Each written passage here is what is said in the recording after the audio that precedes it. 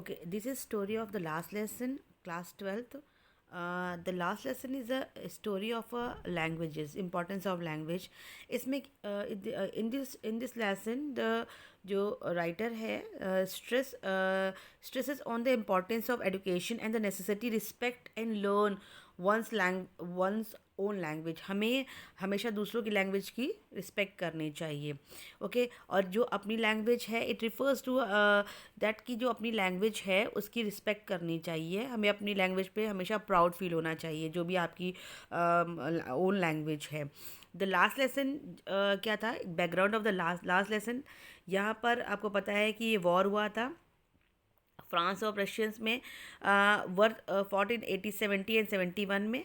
अब इसमें क्या था कि इसमें जो मेन पॉइंट क्या था, the story cover the times when the France district of Alsace and Lorraine were taken over the Prussia. अब जर्मन लैंग्वेज थी उस टाइम पे, तो अब जर्मन लैंग्वेज को उन्होंने बोला कि यहाँ पर फ्रेंच लैंग्वेज नहीं होगी, यहाँ के जो पीपल होंगे वो जर्मन लैंग्वेज को पढ़ेंगे. ठीक है, तो इसमें जो करेक्टर है इस स्टोरी में मिस्टर हैमल जो टीचर हैं और फ्रांच जो स्टूडेंट हैं.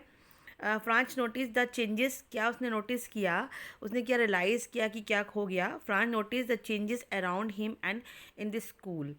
It was a bright day, birds were chirping and the Persian soldier were drilling. वो राउंड लगा रहे थे. A crowd gathered around the bulletin board के पास काफ़ी भीड़ थी. School was unusually quiet, no sound of desk opening. मतलब कोई भी, बिल्कुल शांत था, पूरा माहौल एकदम शांत था. No sound of lessons repeated, no sound of rapping of teachers ruler. Teachers के डंडे की आवाज़ भी नहीं आ रही थी. Mister Hamel did not scold him. Mister Hamel ने उस दिन उसको डांटा भी नहीं जबकि वो स्कूल में लेट आया था. Mister Hamel were wearing Sunday dress, green coat, frilled shirt and black silk hat. Mister Hamel ने जो ड्रेस पहनी थी वो यूजुअली किसी फंक्शन में पहनते थे, उस दिन उन्होंने वो ड्रेस पहनी हुई थी. The back bencher were occupied by the adult of the villagers. जो पोस्ट मास्टर अदर्स जो वहाँ पर जो बैक बेंचर्स थे, जो पीछे जो बेंच में बैठे हुए थे, वहाँ के विलेजर्स के बड़े बुजुर्ग थे, जो पोस्ट मास्टर थे और अदर्स जो थे वो बैठे हुए थे. Mister हैमल announced about the being the last lesson in the French. उन्होंने ये बताया कि आज फ्रेंच लैंग्वेज का लास्ट लेसन है. आज के बाद फ्रेंच यहाँ पर पढ़ाई नहीं जाएगी. क्यों, कौन सी लैंग्वेज पढ़ाई जाएगी, अब जर्मन लैंग्वेज पढ़ाई जाएगी. अब जो स्टूडेंट था Franz, reaction to the last lesson in French, he was shocked. वो शॉक्ड हो गया. He realise the deficiency in the language and which that he had not wasted in time. उसको ये महसूस हुआ कि उसने क्या चीज़ खोया है लैंग्वेज का. जैसे आप लोग भी हैं, जैसे टीचर्स बोलते हैं कि आप स्टडी कर लीजिए, आप नहीं पढ़ते हो, लेकिन आफ्टर सम टाइम आप रियलाइज़ करते हो कि जो टीचर्स कहते हैं वो सही कहते हैं कि हमें स्टडी करनी चाहिए. तो वैसे उसको भी रियलाइज़ हुआ. He represented wasting his time in the fruitless activities. उसको याद आया कि उसने अपनी जो टाइम था वो वेस्ट किया था. He appreciated the effort of Mr. Hamill and accepted him with all of his fault. इसने ये अप्रिशिएट किया कि मिस्टर हैमिल ने कितना एफर्ट किया था और उसने अपनी गलती को महसूस किया. He suddenly wanted to impress Mr. Hamill with his knowledge in French. He understood why the villagers had come to the school. अब उसको समझ में आया कि विलेजर्स स्कूल क्यों आए थे. To thank the master of his services. वो ये चाहते थे कि जिन्होंने उनको फ्रेंच लैंग्वेज पढ़ाई है उनको थैंक्स किया जाए. To show the solidarity of the country that no longer of theirs. देखो जो लैंग्वेजेस थी, मिस्टर हैमल ने जो पढ़ाया था उसको लेकर ये पूरा बताया गया. Express the mister Hamel and reflect the upon the lesson the student deficiency in the language. The German will love at the inability to speak their language. अब जर्मन लैंग्वेज ही सिखाई जाएगी वहाँ पर, आपको जर्मन लैंग्वेज में ही बोलना पड़ेगा.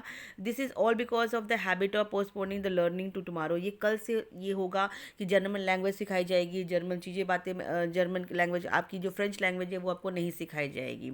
It's too late to make the amendment. There is no limit to make up his lost time. अब क्या था, they or all the blame for the situation. सब सिचुएशन को ब्लेम कर रहे थे. Parents preferred sending them to work at farms than to school. He himself sent to them to the water the plant where he wanted to go fishing, and he declared a holiday. अब जैसे mister हैमल जो थे, mister हैमल का last lesson था, उन्होंने ये बताया था कि जो फ्रेंच लैंग्वेज है वो उनके अकॉर्डिंग दुनिया की बेस्ट लैंग्वेज है। और जो उसमें रिप्रेजेंटेशन होता है सेंटेंस का, पार्टिसिपल का, ग्रामर का, वो सबसे बेस्ट है।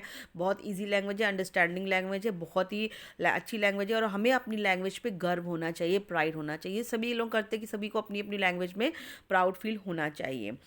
थीम था the story beautifully highlighted the human tendency to postpone the learning of things for one feels that there is a plenty of time to do. ये एक स्टोरी बताई गई है कि ये ह्यूमन टेंडेंसी है, जब वक्त निकल जाता है तब हमें याद आता है कि जो हमने छोड़ दिया, जो जो हमें करना चाहिए था वो हम उस टाइम पे नहीं कर पाए। तो जब भी जो भी चीज़ सीखने का टाइम हो, आपको वो चीज़ सीख लेनी चाहिए। One never know know when the doomsday will be down and bring and all the plans hope and inspiration. किसी को नहीं पता कि आगे आना टाइम कितना अच्छा है कितना बुरा है।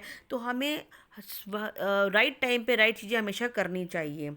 The native of also realized they are fully of not giving the importance of study of French in their school days। जो वहाँ के लोगों को ये रियलाइज़ हुआ, ऑल्सेस के लोगों को रियलाइज़ हुआ कि जो उन्होंने लैंग्वेज, जो फ्रेंच लैंग्वेज थी उसको बारे में नहीं सीखा, उनके बारे में नहीं पढ़ा, वो कितने गलतियाँ करी थी उन्होंने। मतलब हमें सीखना चाहिए हम सब चीज़ों के बारे में। This story also bring the light of the brutality of the war which makes men incentive to human feelings and sentiment. ये एक देखा जाए तो ये वॉर, जो लड़ाइयाँ होती है दो देशों के बीच में, एक तरीके से क्रूरता को बताया गया है कि इसमें ह्यूमन की फीलिंग और सेंटिमेंट को किस तरह से स्पॉइल किया जाता है। अब आपकी जो लैंग्वेज है मदर टंग है, और आपको बोला जाए कि आपको वो लैंग्वेज नहीं बोलनी है कल से, आपको जो लैंग्वेज हम बोल रहे हैं वही बोलनी है, तो आपको काफ़ी फील होता है, कभी कभी आपको गुस्सा भी आती है। तो ये लेसन उस चीज़ को प्रेफर करता है।